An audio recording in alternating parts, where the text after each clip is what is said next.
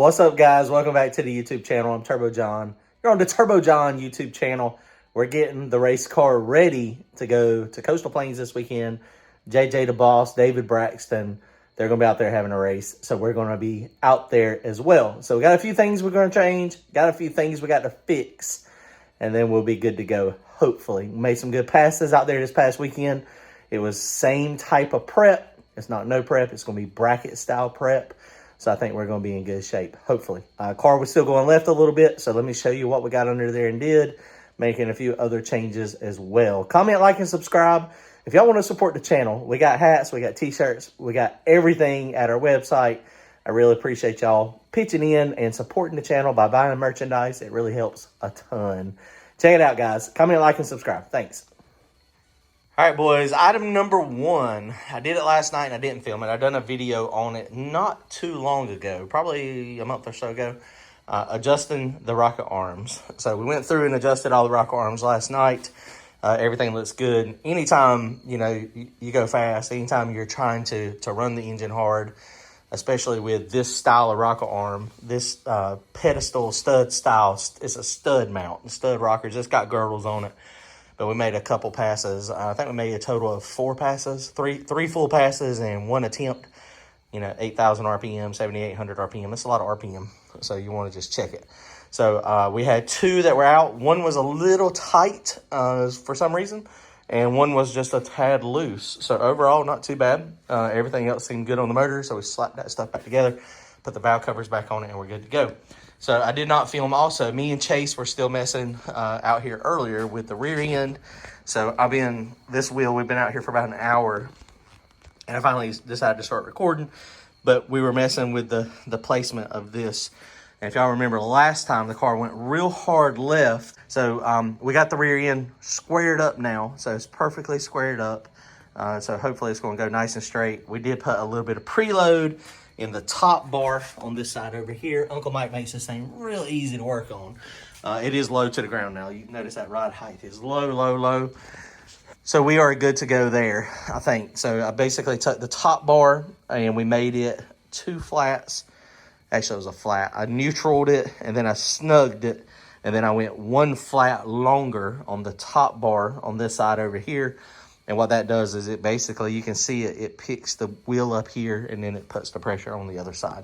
So we're good there. Something else I done a couple days ago is now the wing is satin black. So I pulled that thing off and got this thing painted. It's just spray bomb. It's not the super nicest stuff, but it's going to work. We'll just have to be kind of careful with it because the paint's not going to just stick super good on it. It's a little fragile. Maybe later, what would be cool is if we were to anodize this, or powder coat it. That's probably what I should have done. I got a powder coater. But I got a lot of people that don't like my wing. They don't like the big wing, but it's okay because it works. I'm going to do a video. I'm actually going to post a video. I'm going to post a video tomorrow. I'm going to show y'all the data. I showed y'all data of the Circle D converter and how much faster it was, back-to-back comparison. This wing, it's got a little bit of slope to it. It's not got a ton of slope to it. It's about, the actual wing itself is about 6 degrees when you use your smartphone wheel level. So it actually is creating downforce. Y'all ain't gonna believe the data when I show it to you. Y'all ain't gonna believe it. So the wing works. I almost polished this thing just to get the haters, the ones that really don't like the wing. I was gonna make it nice and blingy, but man, I'm digging it. It looks much better black, honestly. And the car, whole thing being black is fine. So, got the plugs out of it. Plugs look absolutely horrible. But let me show you the plugs. I've cleaned a couple of them. But we've had these plugs in there now for a little while. So, let me see. Let me get number 1. It's Randy's block. Ford's on the top, Chevrolet's on the bottom. They're in pretty bad shape. Not terrible, but rougher. You can see I cleaned a couple of them to get just the stuff off of them. But all the straps are there. Looks like the burn is pretty good. This one where my index finger is, you can kind of see the good definitive timing mark on that one. So we were at 35 pounds of boost that last pass. So I think we're pretty close on where we need to be on our timing. So that's good. So all this is done. We got to put new plugs in it. Got to gap them up. I did forget. I got new plugs. Got NGKs. I forgot to get. That's just kind of standard there, right? That's what most people use. I did forget to bring my my anti-seize. So I got to get my anti-seize and got to do that. There again, just working in a small garage here, so I don't have room, a ton of room. So, you know, it is what it is. One thing I'm doing over here now, just jack this up. Last time I was trying to adjust these heights on the front.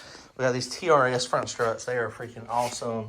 Long travel. Jeff Thomas. Go hook him up. Go look him up on Facebook if you need a set of long travels. One of my cups got bound up, and it happens because you don't adjust them a ton. And so I was adjusting them, and, you know, I had put some lubricant on it, but apparently the WD-40 or whatever I was using, the penetrating oil, it was not good enough. And so it galled it up, and now this is stuck. And so these are Jeff's stuff. I didn't call him. I got me a QA1. I think they're similar. We're about to find out in a minute. So I'm fixing to jack it up, take this thing off, and see if I can get this thing replaced. I'm going to have to cut this one off, though, so that's going to suck. Get this thing jacked up, get it off, get the spring off of it, and then we can cut that one off if my other one fits. It may not fit. It may be a different thread. If it is, then I'll have to order one from Jeff at some point, and then we'll be good to go. But first, we're going to just make sure, before I cut it off, that the one I've got fits. Turbo stuff, all that seems good. We just did our oil change. I don't see anything else really that we need to do to the car. I had a whole punch list of things we needed to do. So once I get done with this tonight, then I think we'll have most of the punch list stuff done. Need to probably check over my welds, make sure we don't have any cracks coming. I mean, the stainless steel, that's the cheaper stainless steel. Had somebody have a question the other day about my turbo, if it's supported. There's my turbo support. It's right off of the frame here, and everything is rigidly mounted, so that's okay. You know, if you have motor mounts that where this motor can flex, then that's a poor idea unless you put some type of bellows or flex pipe in there, which then that's a bad idea too. So I think we're in pretty good shape to race this weekend. You know, it's just one of those things. It is what it is. I've also had some people ask about my back pressure stuff. This is my back pressure. Scarlet Solutions, this is the sensors. We got him, we got his lights. These are the rock crawling lights, I guess is what they call them. I don't know what they call them, but they are super bright. Light up everything. It makes it really nice at the track when the sun goes down. So that's good. But basically for my back pressure, this is a 1/2 inch, I think, T with stainless steel in it. It's got an AN line that runs over there to the turbo. And what that does is that gives it a buffer so your back pressure is pretty stable. Right now, this is 118 precision turbo. It's a Gen 2 turbo, so it's got a G-trim wheel. I mean, this thing spools up pretty fast. We're not having any issues with it. The circle D converter is on point, not having a problem there. My little primer pump, guys, this is the bee's knees right there, baby. Every pass this last time when I shut the car off, actually, you know, on the parachute, pulling a bunch of G's forward, it loses prime. I was trying to shut the car off as quick as I could, but it loses prime. But that thing primes up and the car cranks up like it's nothing, almost like gas. So that right there was a huge investment. I did get me a spare one, and I got a spare one that I can take with me to the track just in case I have an issue. Hopefully I will not have any issues, but right now it is working flawless. So very happy with that. It'll probably break this weekend, just since I've been praising it. So, but yeah, so we're almost done. Let me jack this up real fast. I'm gonna jack this up, get the strut off, get the spring off of it, and I'll be right back in a second. Let me show you. All right, boys. You know what I probably could have done to save myself a little bit of time?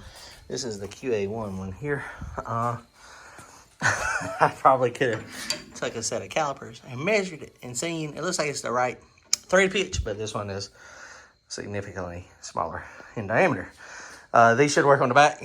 I got QA1s on the back, so we'll just throw that in my drawer of stuff that we may need at the track at some point.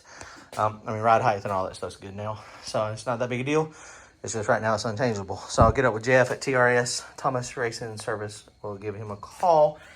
There's his number. I'll reach out to him and tell him I need a new, whatever this thing is. I don't even know what it's called. All right, guys, comment, like, and subscribe. Y'all stay tuned tomorrow. Tomorrow, we're going to show you some more data on the Wang, the big Wang.